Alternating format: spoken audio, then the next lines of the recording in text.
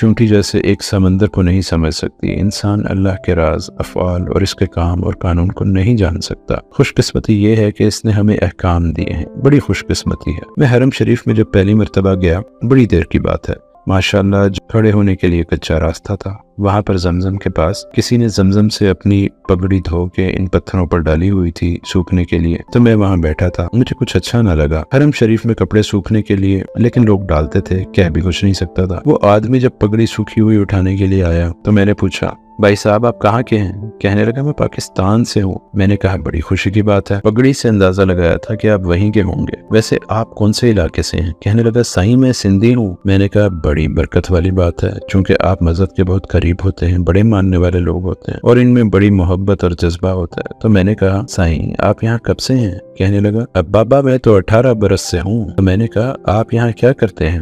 لگتا ہے آپ کسی خاص پروجیکٹ کے